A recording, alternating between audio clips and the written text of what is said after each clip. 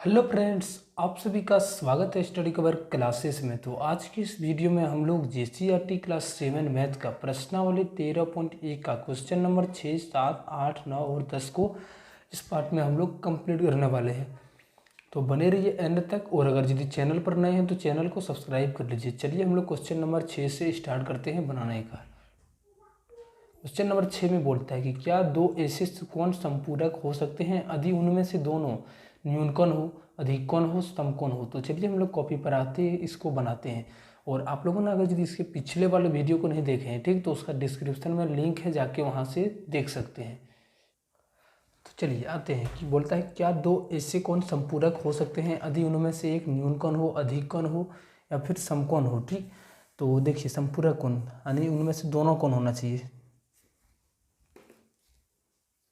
सबसे पहले अगर यदि न्यूनकोण की बात किया जाए तो जिसका मान 90 से कम होता है, अगर यदि 90 से कम हम 89 ले लें और फिर हम 89 ही ले लें। ठीक, दोनों न्यूनकोण ही ले लिए। अब इनको सबसे हम जोड़ेंगे, 9 9 18, 8 8 16 और 1 17, कितना आ गया 178 के बराबर आ गया।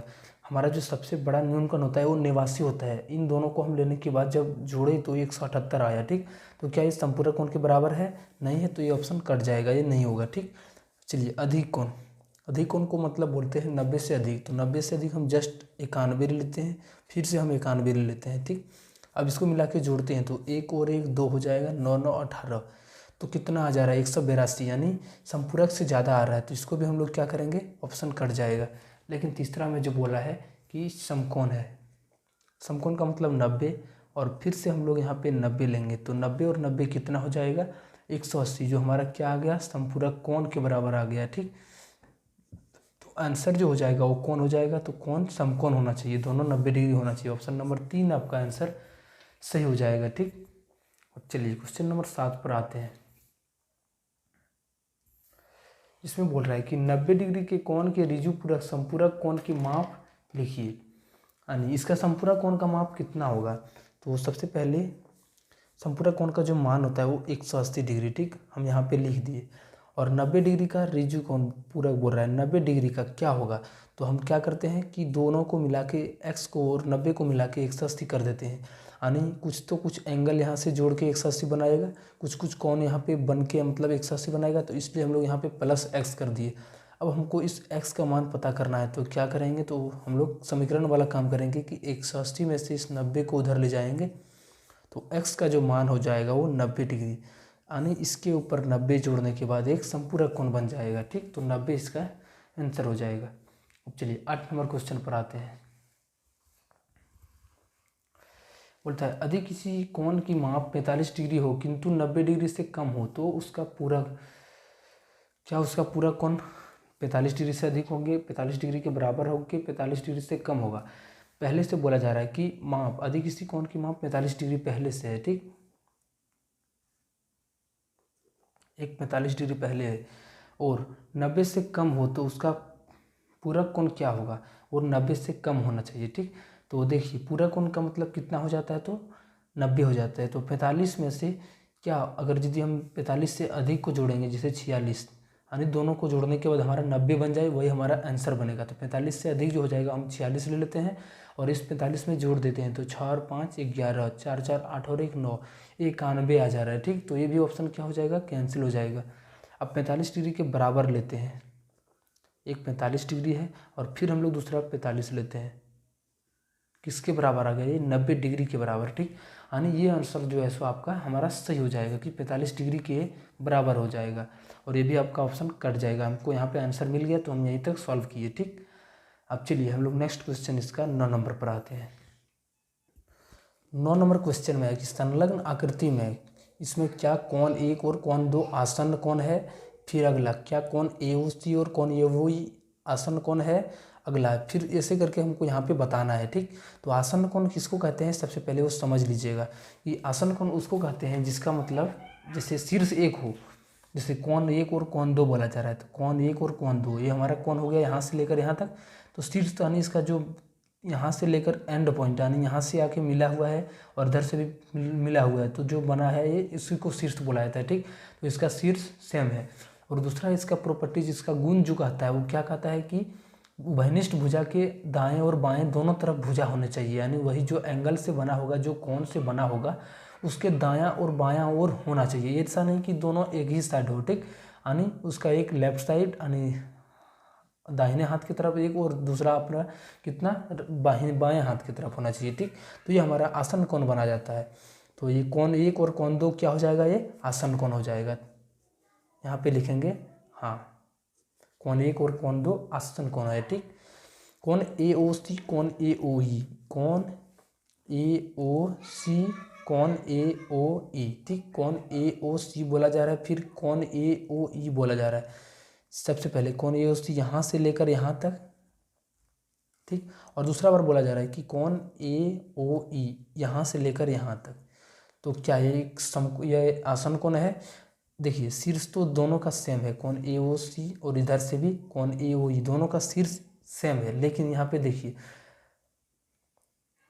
AOC और, तो देखिए दोनों में हमारा OA और AO जो आ रहा है, वो जो भुजा है एकांत यानी एक साइड में है, और ये दोनों हमारा जो है सो अलग अलग यानी एक साइड में है। तो ये क्या नहीं होगा, ठीक।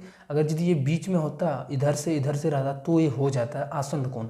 लेकिन यहाँ पे देखिए कोण AO और OA ये दोनों तरफ आ रहा है। इधर जब एंगल को लेंगे तो OA आएगा, फिर इधर से लेंगे तो AO फिर आएगा, ठीक।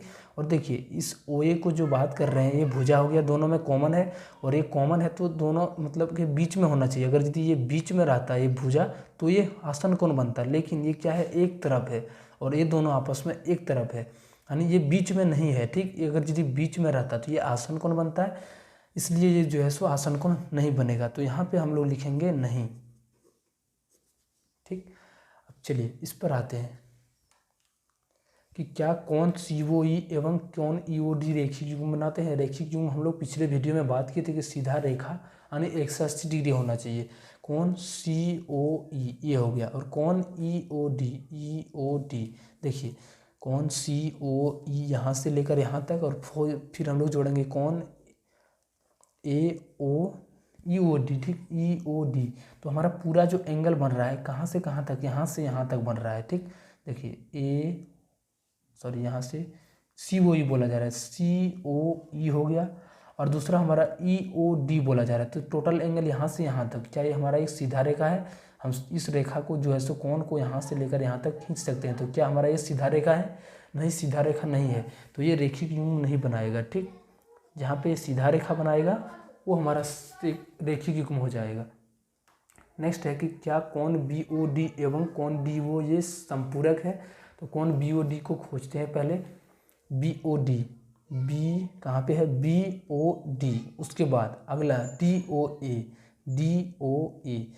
ये हमारा पहले हो गया BOD, ठीक। तो BOD का जो मान हो जाएगा वो कितना, सीधा रेखा है तो 180 मान हो गया, ठीक। तो यहाँ पे लिख लेते हैं 180 डिग्री। और उसके बाद DOA, इसका जो माप है वो कितना है, यहाँ से लेकर यहाँ तक ये 90 डिग्री है, ठीक। ऐसा दिखा रहा है पहले से कि ये 90 डिग्री है। तो कितना, 180 और प्लस 90 करेंगे तो कितना आ जाएगा, 270 डिग्री के बराबर। तो क्या 270 डिग्री हमारा संपूरक कोण है? संपूरक कोण का मान 360 डिग्री होता है। तो ये भी ऑप्शन क्या हो जाएगा, नहीं हो जाएगा। यहाँ पे आंसर हो जाएगा नहीं। अब क्या कोण 1 का ऊर्ध्वाधर समूह कोण 4 है? तो ऊर्ध्वाधर समूह कोण या शीर्षाभिमुख कोण हम लोग पिछले वीडियो में पढ़े थे, ठीक। तो कोण 1 और कोण 4 क्या है, आपस में इंटरसेक्शन, यानी दोनों कोण 1 और कोण 4 दोनों सेम है, मुहामुही कोण के आसपास बराबर है। इसका कोण 1 और कोण 4 बराबर है, और यहाँ टोटल को मिला दें, कोण 2 और कोण 3 और कोण 5 बराबर है। तो ये क्या बोला जा रहा है, ऊर्ध्वाधर समूह कोण 4 है, तो कोण 1 का जो हो जाएगा कोण 4 है, ये हम यहाँ पे लिखेंगे, हाँ। अब नेक्स्ट हमारा है कोण 5 का ऊर्ध्वाधर समूह कोण क्या है। तो ऊर्ध्वाधर समूह कोण किसको, मुहामुही कोण को बुलाया जाता है। तो कोण 5 के सामने कौन है, तो कोण 2 और कोण 3 दोनों है। तो हम यहाँ पे आंसर करेंगे कोण 2 और कोण 3, कोण 2 और कोण 3, ठीक। इस तरह से इसका आंसर हो जाएगा। चलिए अब लास्ट हम लोग क्वेश्चन नंबर 10 पर आते हैं।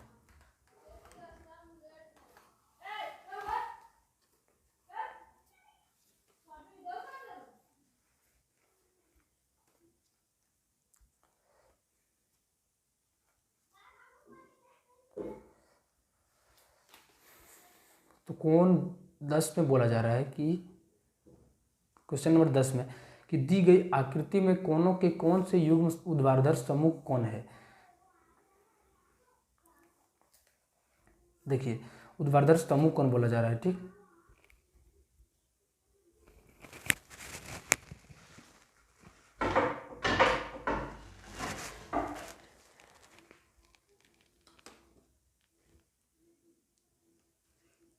चलिए यहाँ पे बोला जा रहा है कि ऊर्ध्वाधर समूह कौन है, कौन से युग्म। देखिए ऊर्ध्वाधर समूह का मुहामुही कौन होता है, इधर से दोनों सेम होना चाहिए। तो देखिए ये दोनों रेखा है, ये दोनों रेखा सीधा रेखा है और दोनों आपस में कट कर रहा है, ठीक। तो ये कट कर रहा है तो हमारा ये क्या बना देगा, ये ऊर्ध्वाधर समूह कौन बना देगा, ठीक। तो यहाँ से जो होगा कौन ए ओ ई, इसके सामने वाला कौन बी ओ सी के बराबर होगा। तो कौन ए ओ सी कौन बी ओ ई के बराबर होगा, ठीक। और नेक्स्ट हमारा एक और है, तो वो क्या है, तो देखिए ये हमारा इधर से और इधर से कटा तो ये रेखा ये वाला कौन और इधर से हमारा ये टोटल कौन, ये दोनों क्या हो जाएगा, बराबर हो जाएगा। और ये दोनों आपस में बराबर था तो इसको हम लोग लिख दिए, ठीक। तो इसका नेक्स्ट जो हो जाएगा वो किसके बराबर, तो कौन बी ओ ए इसके बराबर हो जाएगा। तो कौन सी ओ डी और कौन ई ओ डी। तो टोटल को हम लोग क्या कहेंगे, तो कौन सी ओ ई, यहाँ से लेकर यहाँ तक बोलेंगे कौन सी ओ ई, ठीक। अब नेक्स्ट बोलता है एक रेखिक युग्म है। रेखिक युग्म हमारा होता है 180, जब सीधा मिलाने के बाद 180। देखिए हम इस कोण को यहाँ से लेकर यहाँ तक और यहाँ से लेकर यहाँ तक जोड़ देंगे तो हमारा एक सीधा रेखा बनेगा। तो इस कोण का नाम क्या है, ए ओ बी, कौन ए ओ बी और ए ओ ई, कौन ए ओ ई, ये पहला युग्म हो गया। और दूसरा हमारा बन सकता है इस तरह से यहाँ से कि कौन सी ओ ई और कौन ए ओ ई को मिलाकर फिर से देखिए इस कोण को यहाँ से यहाँ तक और यहाँ से यहाँ तक मिलाने पर ये सीधा रेखा बन जा रहा है। तो कौन सी ओ ई और कौन ए ओ ई मिलके एक रेखिक युग्म बना देगा, ठीक। तो चलिए मिलते हैं नेक्स्ट वीडियो में। अगर यदि चैनल को अभी तक सब्सक्राइब नहीं किए हैं तो चैनल को सब्सक्राइब कर लीजिए और दोस्तों को भी शेयर कीजिए।